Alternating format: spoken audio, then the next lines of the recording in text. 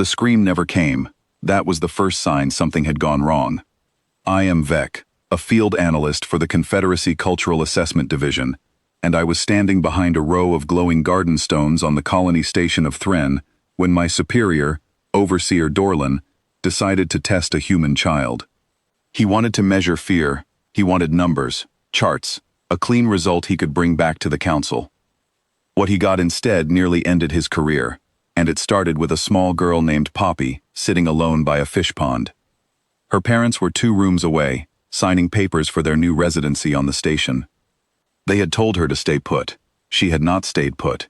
She had wandered onto our private garden deck, drawn by the golden fish circling under the water, and now she was humming to herself, completely unaware that 2 aliens were crouched nearby, watching her every move. Dorlin turned to me, his voice low and urgent. "Now is the moment. Record everything." I told him this was a bad idea. He did not listen. He never did. He rose from behind the stones, unfolding to his full height, 4 arms spread wide, mandibles opening, every spine along his back standing straight up. This display had stopped hardened smugglers in their tracks. Grown warriors from 3 different systems had backed away from it. It was, by every measurement we had, the most alarming shape a living thing could make. Poppy looked up from the pond. She did not scream. She did not run. She tilted her head to one side, the way children do when they see something new, and said, "Whoa, you're so cool.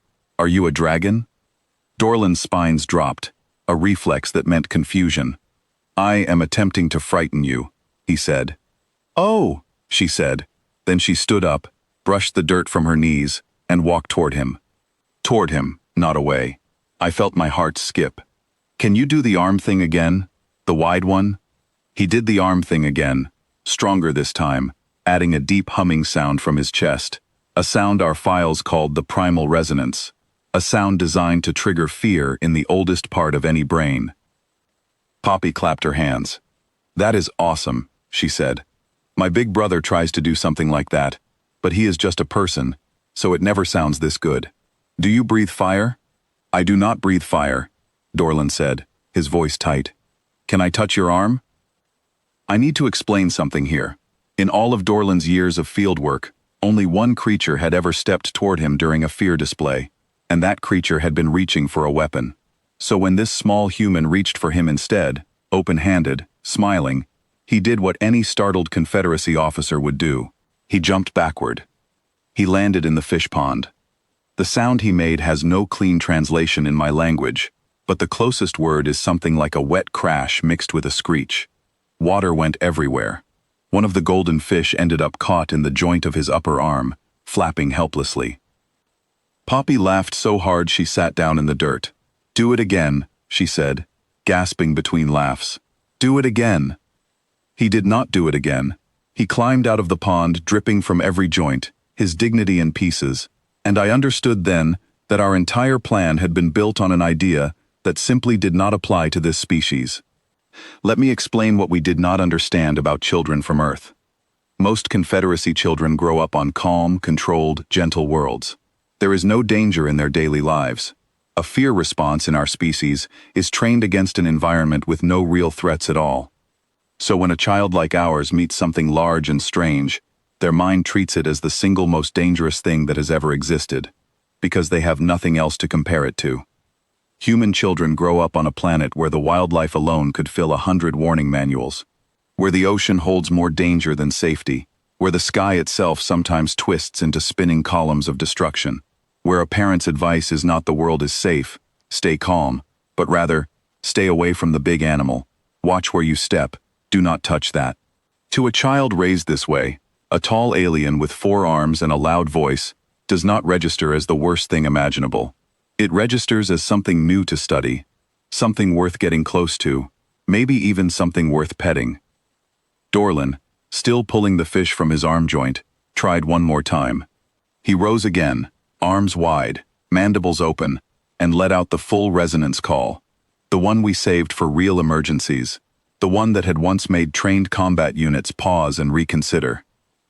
Poppy grinned, put her small fists on her hips, took in a deep breath, and roared back at him. It was not, by any technical measure, a frightening sound. It was a 7-year-old child imitating a giant lizard she had learned about from a picture book, a creature that had vanished from her planet millions of years earlier, and that she nonetheless spoke of like an old friend.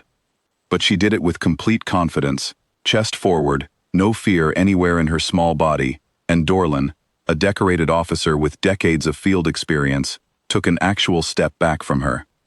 "She is copying the display," he said slowly, his voice full of disbelief.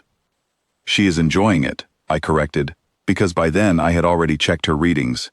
Her heart rate was up, yes, but the chemical signal behind it was not fear. It matched the exact profile our own children produce on an amusement ride.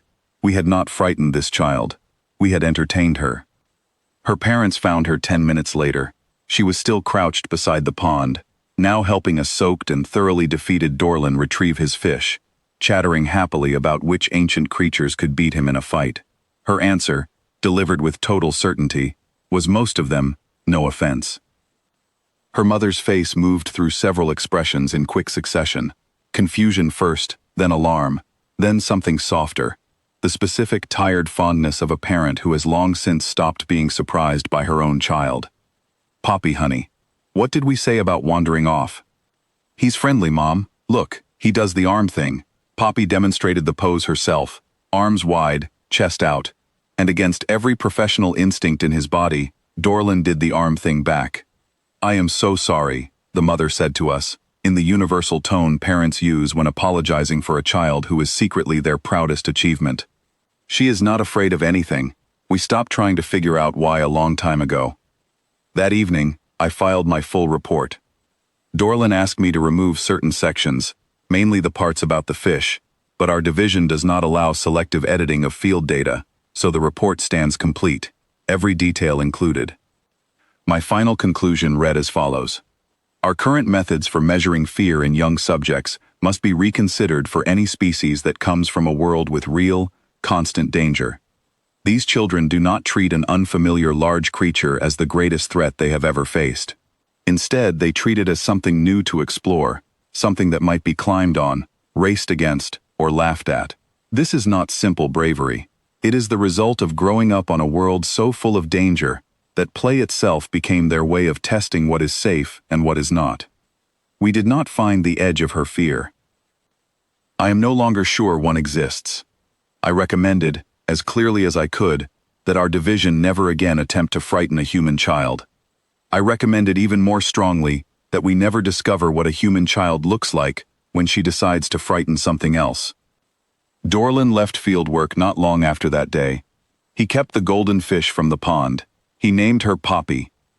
Word of the incident spread quickly through our station, though not in the way Dorlan had hoped. Instead of respect for his experience, he received quiet laughter in the hallways, and more than one colleague asked to see the recording, just to watch him fall into the water one more time. I did not share it. Some things did not need to be repeated for others to enjoy. A season later, I met Poppy again, this time by accident, near the same garden. She was older by then, taller, though still just as fearless. She was chasing one of the station's maintenance drones down the path, laughing every time it dodged out of her reach, treating the machine like a game rather than a piece of expensive equipment. She recognized me at once. "Hey, you're the recording guy," she said, running over. "Where is the water dragon?" "He is not a dragon," I told her, "and he is currently avoiding gardens.